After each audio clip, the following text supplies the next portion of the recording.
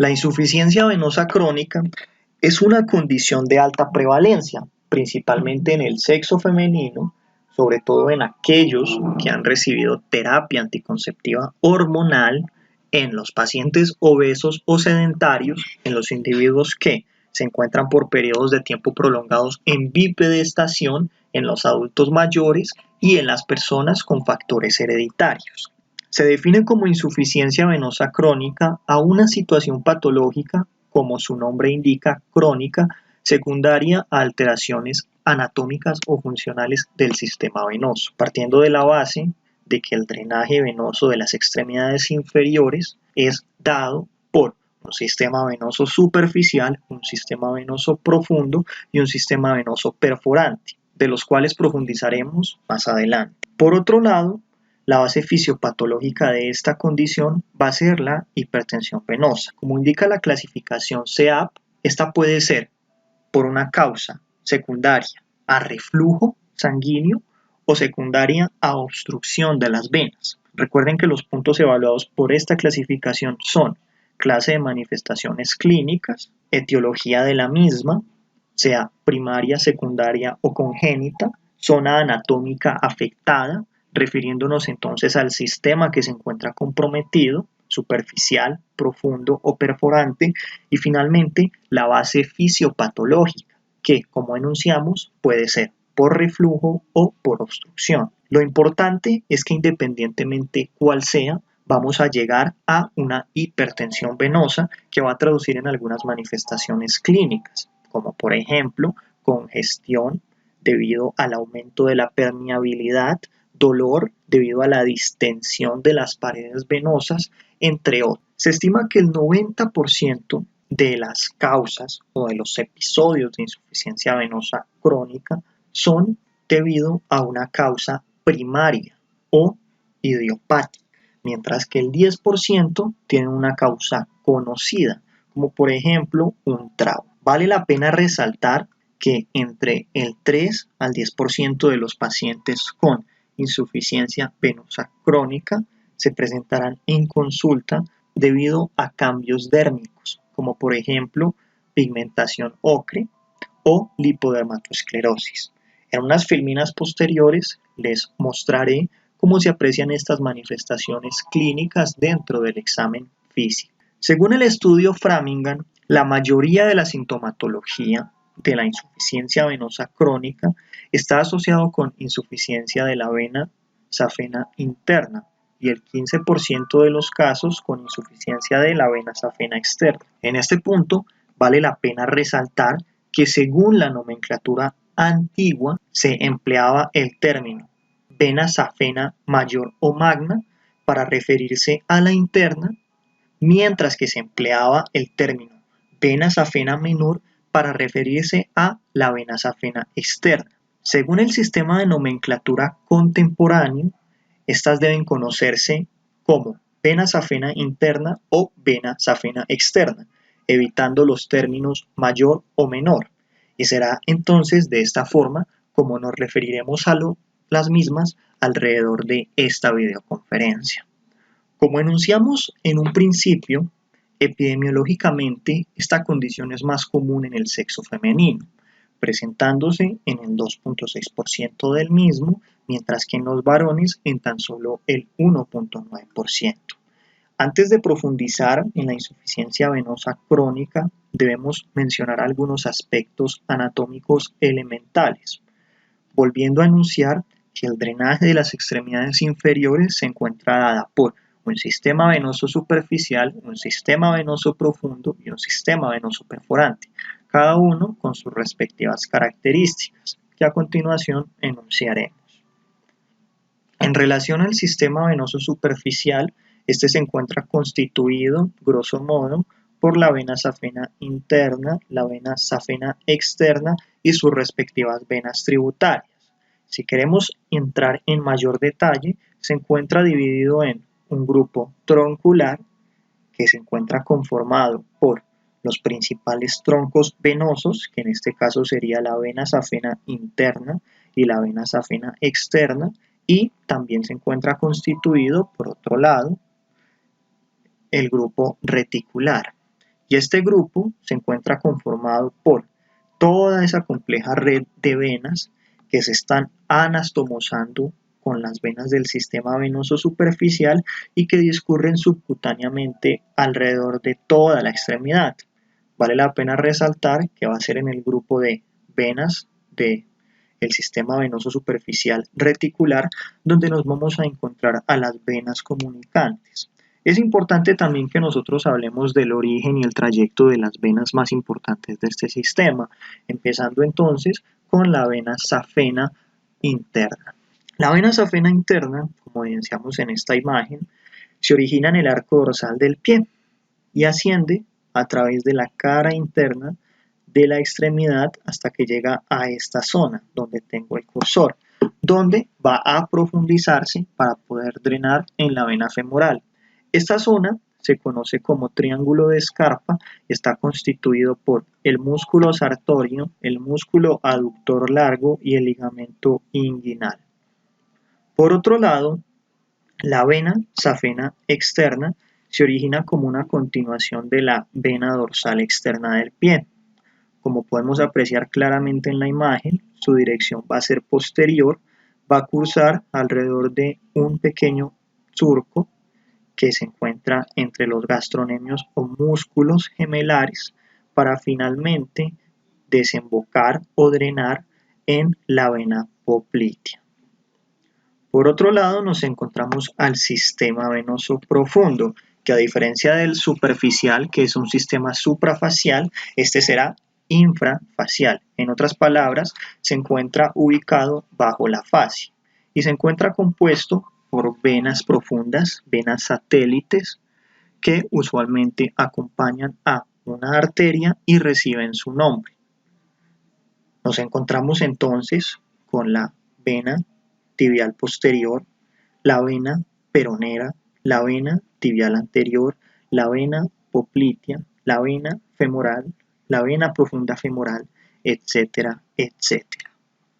Finalmente, nos encontramos con el sistema perforante, que es un sistema extremadamente importante, sobre todo en el contexto de una trombosis venosa profunda de instauración súbita. Ya les mencionaré por qué. El sistema perforante es el que se encarga de unir o de comunicar el sistema venoso superficial con el sistema venoso profundo.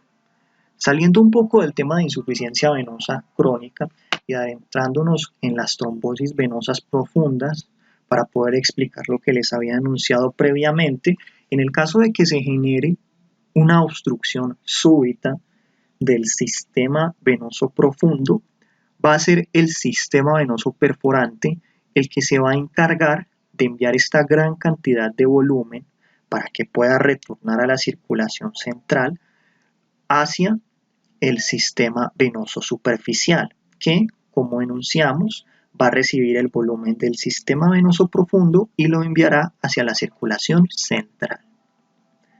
Sin embargo, vale la pena resaltar que en el ejemplo que les acabo de poner, el sistema venoso superficial, a pesar de que puede compensar temporalmente la obstrucción, no va a poder mantener esa compensación debido a que es incapaz de manejar adecuadamente volúmenes tan grandes de sangre como si lo es el sistema venoso profundo. Eso es lo que ocurre en los pacientes que presentan un fenómeno conocido como flegmasia alba dolens, que posteriormente puede evolucionar a otro fenómeno que recibe el nombre de flegmasia cerulea dolens. En este contexto, lo que ocurre es que ante una obstrucción súbita, toda la sangre se desvía a través del sistema perforante hacia el superficial. Este sistema superficial compensa temporalmente, sin embargo, como es una gran cantidad de volumen, no lo puede hacer adecuadamente y se desarrollan los fenómenos previamente enunciados. Pueden entonces evidenciar, con el ejemplo que les acabo de plasmar, la gran importancia del sistema perforante. En el sistema perforante nos encontramos con venas muy importantes y muy conocidas por sus epónimos, como por ejemplo la perforante de Voigt, la perforante de Sherman, la perforante de May, la de Custer, la de Hash, la de Dodd, la de Hunter y la perforante del hueco popliteo. Antes de adentrarnos a la fisiopatología de la insuficiencia venosa crónica, regresando al tema central, debemos conocer qué es lo normal. En un paciente sano, el drenaje venoso es dado por, primero, en el caso de la extremidad inferior, por la presión ejercida por los músculos, principalmente por los gastronemios. En el caso en el cual nosotros nos encontramos caminando y esa presión ejercida por la masa muscular permite que la sangre ascienda y regrese a la circulación central a través de lo que vendría a ser, como podemos apreciar en la imagen, la vena cava inferior.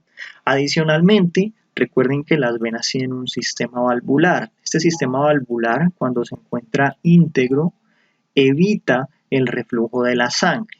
¿Qué ocurre entonces en el paciente con una insuficiencia venosa crónica? Existe una insuficiencia valvular. Esa insuficiencia valvular, independientemente cuál sea su causa, va a generar una hipertensión venosa, un posterior reflujo, debido a que la sangre no va a poder ser enviada, sino que va a regresar por la falta de integridad del sistema valvular, y ese reflujo va a generar una dilatación de la pared venosa. Esta dilatación de la pared venosa nos va a llevar a un círculo vicioso en el cual se va a acrecentar aún más la insuficiencia valvular y va a empezar a evolucionar la enfermedad generando distintas manifestaciones clínicas dependiendo de su historia natural. Es por eso y por la explicación que les acabo de comentar, que una medida que siempre va a ser necesaria y elemental para el manejo de la insuficiencia venosa crónica va a ser la elastocompresión. De hecho, la elastocompresión, que según las guías que manejamos aquí en Colombia, tienen un grado de evidencia B, son en los contextos iniciales de la insuficiencia venosa crónica, capaces incluso de intentar restaurar el funcionamiento valvular. Vale la pena mencionar que lo hace es cuando las válvulas están íntegras y el problema como tal se debe a un ensanchamiento o una dilatación de la pared. Adicionalmente, todos los cambios que empiezan a ocurrir en el sistema venoso superficial y profundo van a llevar a una hipertrofia de la pared venosa, un aumento del colágeno y una fragmentación de las fibras elásticas, y van a aparecer lo que nosotros conocemos como várices, que pueden ser de distintos tipos y de distintos tamaños. Existen várices reticulares, nodulares, también vale la pena mencionar las telangiectasias y también vale la pena mencionar algunas várices que se conocen como várices de filamento de escoba, así las denominan en algunos textos. Los cambios que se generan en la microcirculación secundario a la hipertensión venosa van a generar un edema endotelial. Dicho edema endotelial va a generar un aumento de la permeabilidad capilar, va a empezar a extravasarse entonces el fluido, y esto nos explica por qué los pacientes con insuficiencia venosa crónica en gran medida tienen edema con signo de fobia positivo. Adicionalmente, van a generarse, fruto de lo que les acabo de comentar, depósitos de fibrina pericapilar, migración extravascular de linfocitos, liberación de mediadores inflamatorios, congestión, un flujo sanguíneo lento, lo cual va a llevar a estasis y por ende a hipercoagulabilidad. Se va a generar por lo mismo una trombosis capilar y con el tiempo empezarán a ocurrir algunos fenómenos que van a ser secundarios a una reducción del drenaje y del aporte. Vamos a continuar enunciando los factores de riesgo. Los factores de riesgo más importantes para el desarrollo de la insuficiencia venosa crónica son, primero, el sexo femenino, los anticonceptivos hormonales, el sedentarismo o la bipedestación prolongada, la edad avanzada, el índice de masa corporal por encima de los 30, la herencia y las pacientes multíparas. Recuerden que nosotros tenemos factores de riesgo modificables y no modificables. Nosotros podemos modificar el factor de los anticonceptivos hormonales cambiando a otros con métodos de barrera para el varón o para la pareja sexual que tenga la mujer, en el caso de que nos estemos refiriendo a una de ellas. También podemos corregir el sedentarismo realizando más actividad física y la bipedestación prolongada. De hecho, algunos textos recomiendan la utilización de medidas de elastocompresión. Estoy hablando de medidas de compresión de baja intensidad o de baja presión en los individuos que tienen que estar mucho tiempo de pie, como por ejemplo los médicos cuando están presentando rondas a los especialistas. Por otro lado, también podemos modificar el índice de masa corporal mediante medidas nutricionales y también mediante la actividad física. Existen muchos estudios que avalan, por ejemplo, la dieta mediterránea, el estudio Medimed. También existen múltiples estudios que avalan la positividad y los efectos positivos que tiene la actividad física sobre la evolución de esta patología. Vamos a adentrarnos un poco en los signos y en los síntomas y los voy a dejar entonces con la siguiente imagen. En relación a las manifestaciones subjetivas de esta enfermedad, el paciente va a referir dolor, pesadez, piernas cansadas, calambres, prurito. El prurito es secundario a la base fisiopatológica de la liberación de factores inflamatorios que habíamos enunciado previamente, también a la migración extravascular de células. También va a referir en algunas situaciones sensación de calor, claudicación venosa y malestar estético. ¿Cuál es la diferencia del dolor del paciente venoso en relación al paciente que tiene una enfermedad arterial oclusiva? El paciente que tiene una insuficiencia venosa usualmente refiere el dolor cuando ha estado mucho tiempo de pie. Debido al efecto de la gravedad sobre la sangre, esta va a tender a ir hacia los segmentos inferiores, por ende hacia la extremidad inferior, acumulándose. Y ese aumento de la presión va a generar dolor. Inmediatamente el paciente entra en reposo y eleva sus extremidades unos 30 a 45 grados.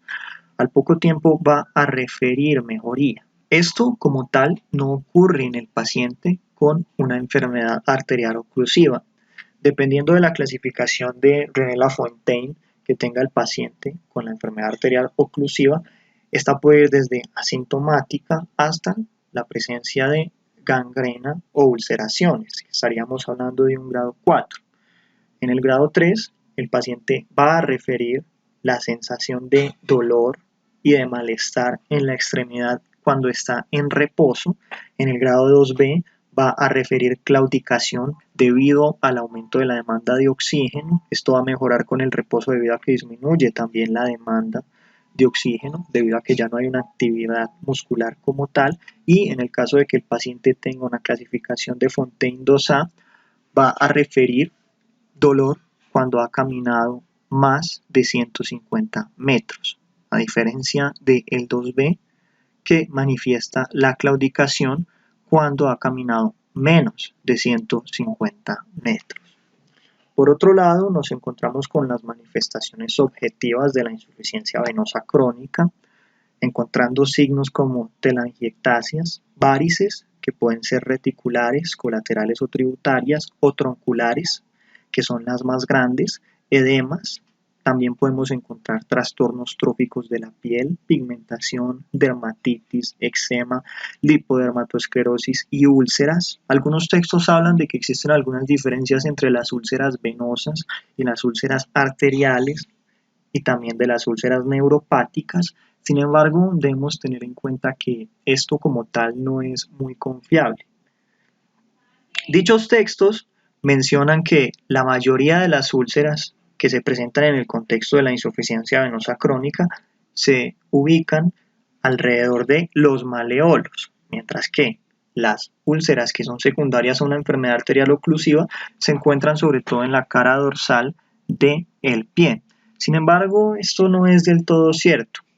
También dicha clasificación dice que las úlceras venosas no duelen, mientras que las úlceras arteriales sí duelen. Realmente cuando uno va a mirar en la práctica, ambas pueden doler, ambas se pueden infectar, ambas pueden ser regulares o irregulares, ambas se pueden ubicar en cualquier segmento. Así que realmente no es como tal algo que semiológicamente sea tan confiable. También vale la pena aclarar que las varices pueden ser primarias o pueden ser secundarias.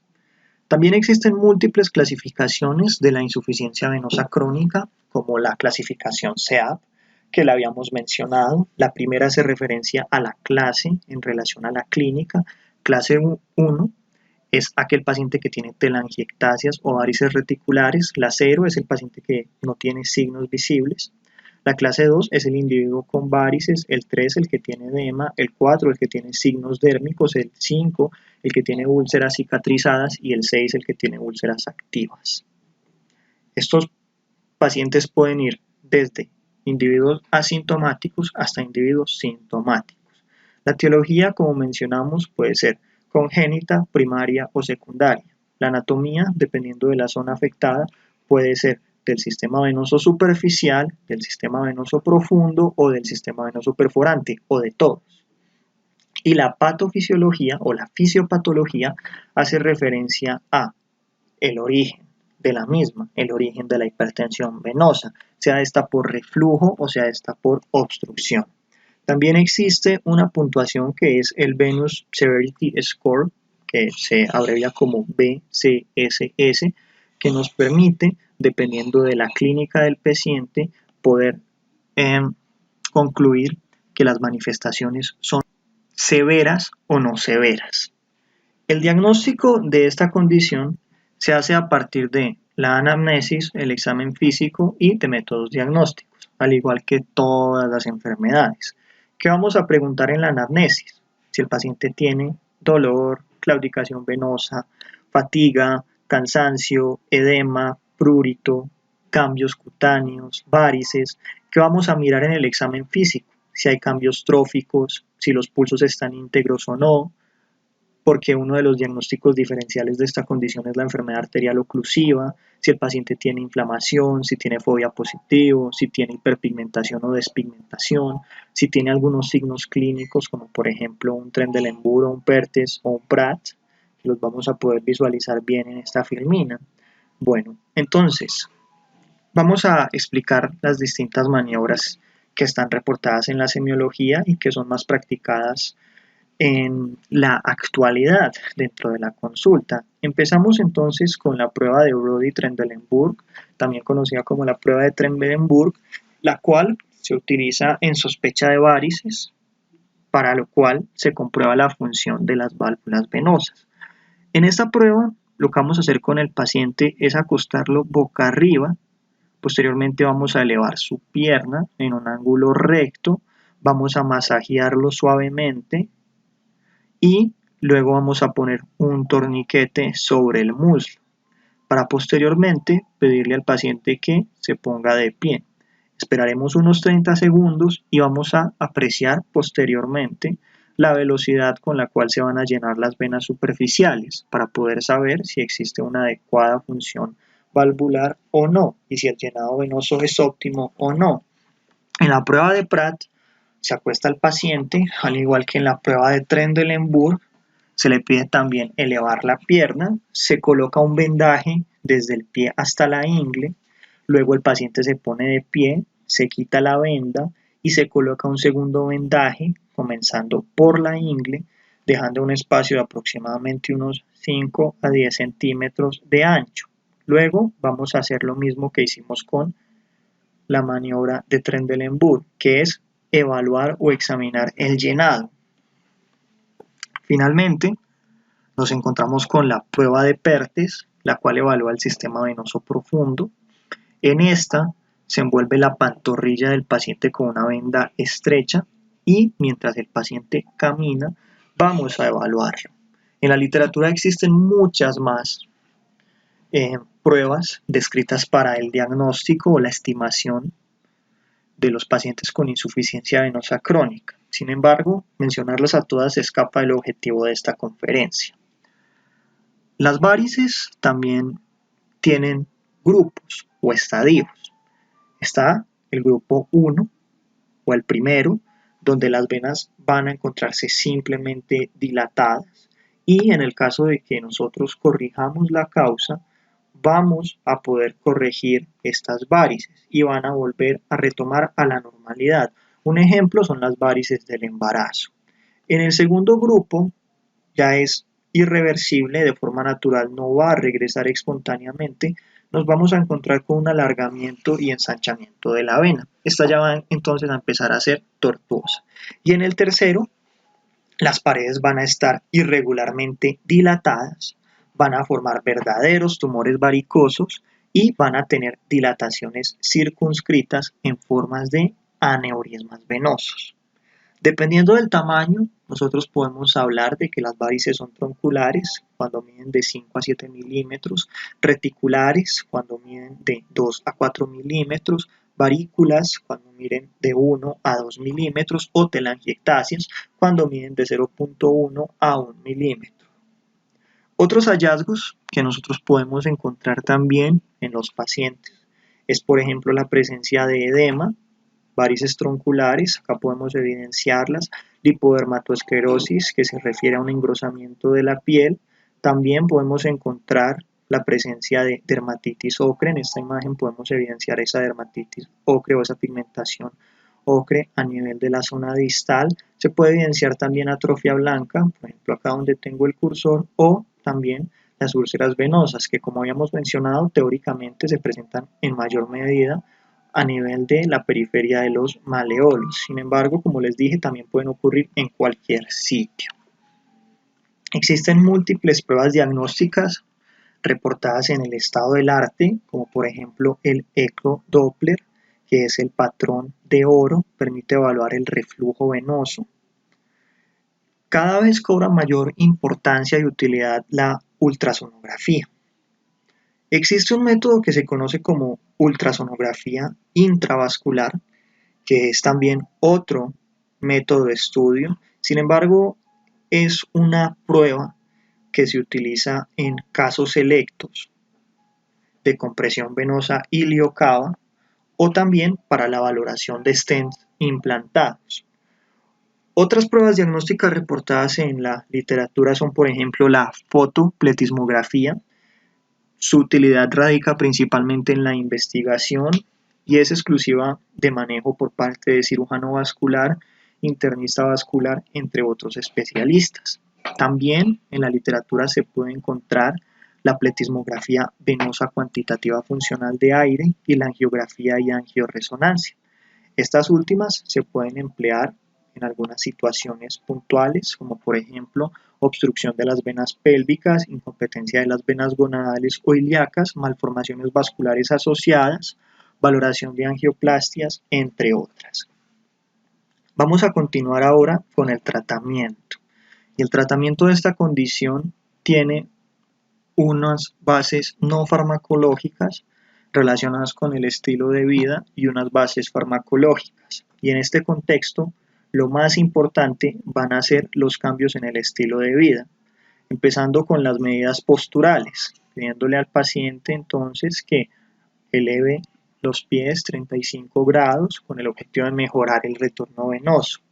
También pidiéndole al paciente que realice ejercicio, que tenga actividad física, al menos 3 a 5 veces por semana. Eso, debido a la compresión de la masa muscular, va a mejorar el retorno venoso y por ende puede incluso llegar a disminuir la clase o el estadio de insuficiencia venosa que tiene el individuo. Las medidas de compresión o las medidas de elastocompresión son la base fundamental del tratamiento de los pacientes con insuficiencia venosa crónica y se fundamentan elementalmente en la manipulación de la ley de Laplace. Las medidas de compresión tienen múltiples utilidades. Por ejemplo, reducen el calibre de las varices, limitan la distensibilidad de la pared venosa, detienen la formación de nuevas varices, restauran la función valvular en los casos tempranos, sobre todo cuando la pared está dilatada y las válvulas están intactas, ya lo habíamos mencionado, disminuyen el reflujo y la congestión y aceleran el retorno venoso y el retorno linfático. Existen varios tipos de medias elásticas, las tipo 1, clase 1, tienen unas presiones de menos 20 milímetros de mercurio, son profilácticas, son de baja compresión. Las tipo 2 o clase 2 otorgan una presión de 21 a 30 milímetros de mercurio, son terapéuticas, son de media compresión, se utiliza para el tratamiento, sobre todo en las fases más iniciales. El tipo 3 o clase 3 es de alta compresión, entrega unas presiones de 31 a 40 milímetros de mercurio, sirve para el tratamiento de las complicaciones, y el tipo 4 otorga más de 40 milímetros de mercurio de presión, son de muy alta compresión y se emplean cuando hay un linfedema asociado. Vale la pena resaltar que nosotros siempre tenemos que explicarle al paciente la base fisiológica por la cual funcionan las medidas de compresión y la gran importancia que tiene que él las utilice adecuadamente, porque muchos suelen quitársela debido a que les generan presión y ellos dicen que se sienten incómodos. Y es que en efecto, el objetivo de estas medidas, como dice su propio nombre, es generar compresión para mejorar el retorno venoso. Y nosotros debemos educar al paciente. Las medidas de compresión tienen múltiples indicaciones con grados de evidencia B. Por ejemplo, en pacientes sintomáticos sin signos clínicos, en telangiectasias y venas reticulares, en pacientes asintomáticos con grandes varices, luego de los tratamientos vasculares, en embarazadas con varices, en pacientes que han recibido cirugía y escleroterapia. Son imprescindibles en las úlceras venosas activas y también son imprescindibles en las úlceras venosas cicatrizadas.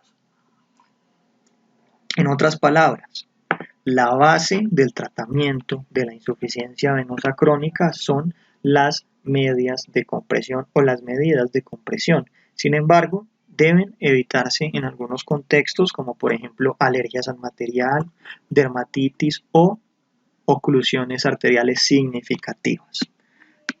Ahora vamos a hablar del tratamiento farmacológico, el cual se realiza mediante flebotropos. El objetivo de los flebotropos o el sitio donde van a actuar o la razón por la cual se utilizan es debido a que tienen un efecto sobre el tono venoso, sobre el proceso inflamatorio en las válvulas y la pared venosa, sobre el edema, sobre los cambios cutáneos y sobre el drenaje linfático.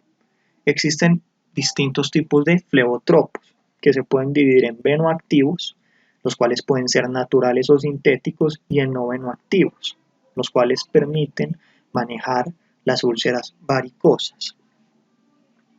Vale la pena también mencionar que dentro del manejo de las úlceras, en el caso de que éstas se encuentren limpias y no estén infectadas, tiene una gran utilidad algunas medidas de reepitelización, como por ejemplo la utilización de fitoestimulina. Vamos a hablar ahora de los flebotropos naturales. Los flebotropos naturales se dividen en saponinas, donde encontramos los derivados del Ruscus aculeatus y la escina, y por el otro lado se derivan también en las benzopironas, donde encontramos las alfa-benzopironas como la cumarina y las gamma-benzopironas, como por ejemplo los flavonoles, donde encontramos el pignogenol, y los flavonoides, donde se encuentra la diosmina. También encontramos como flebotropos sintéticos aldobecilato de calcio. A continuación, podemos apreciar una tabla donde nos habla acerca de la utilidad o el efecto que tienen distintos tipos de tratamientos o de medidas para lo que viene a ser la corrección o el manejo de la insuficiencia venosa crónica. Por ejemplo, el tratamiento con flavonoides tiene utilidad para el tono venoso, la pared y las válvulas venosas, la permeabilidad capilar, el drenaje linfático, los parámetros hemorreológicos. La reología se encarga de estudiar, o es la disciplina que estudia lo que vienen a ser las propiedades dinámicas y físicas de la sangre, y también los flavonoides tienen utilidad sobre los radicales libres, los disminuye. Acá podemos entonces apreciar la utilidad que tienen otros tipos de fármacos, como por ejemplo las alfa-benzopironas, que son de utilidad para la permeabilidad capilar, el drenaje linfático, las saporinonas, que tienen utilidad principalmente en el tono venoso y la permeabilidad capilar, los productos sintéticos, hablando puntualmente del dovicilato, que tiene utilidad a nivel del tono venoso, a nivel de la permeabilidad capilar, a nivel del drenaje linfático, a nivel de la hemorreología, y también tienen un efecto antirradicales libres. Vale la pena mencionar que el que tiene utilidad dentro de los flavonoides para todos estos puntos es como tal la fracción purificada micronizada del flavonoide. En esta tabla podemos apreciar cuál es el resumen de recomendaciones según el sistema GRADE para los distintos tipos de fármacos. Primero nos encontramos la fracción del flavonoide purificado, micronizado, que tiene una recomendación de uso fuerte con una calidad de evidencia moderada y un nivel de evidencia 1B. De ahí en adelante, todos los demás tienen un nivel de evidencia débil. A continuación, los dejo con esta pequeña tabla donde pueden apreciar las distintas dosis de algunos tipos de fármacos. Sin embargo, vale la pena mencionar que estos medicamentos tienen efectos adversos, como por ejemplo mareo, náuseas, emesis, diarrea, cefalea y arras cutáneo. Por último, se encuentra el tratamiento quirúrgico, mencionando que la cirugía no es curativa, tiene una gran función, sobre todo en la parte estética. En algunos casos puede aliviar los síntomas, prevenir complicaciones, disminuir las complicaciones, mejorar la apariencia estética como enunciamos. También se indica, por ejemplo, para el manejo de varices retributarias de más de 2 milímetros de diámetro, sin insuficiencia de la safena mayor o menor, varices asociadas a la insuficiencia de la safena mayor y o menor, varices residuales recidivantes, venas perforantes insuficientes, varices por insuficiencias de las venas pélvicas. Sin embargo, ten claro que el tratamiento quirúrgico no es curativo, porque es factible que se sigan formando nuevas varices. Algunas de las cirugías que se encuentran dentro de la literatura son la flebectomía ambulatoria, las cirugías abiertas, el cryostripping, la resección de las varices con anestesia local, la safenectomía, la ablación térmica endovenosa, la ablación con radiofrecuencia, la ablación con láser, etcétera, etcétera. Gracias por haber llegado hasta el final. Espero que este video haya sido de su agrado y les haya sido útil. Los invito a conocer nuestras redes sociales, suscribirse al canal, darle like, comentar, su opinión es valiosa, y los invito también a que compartan este video con sus amigos. Hasta la próxima.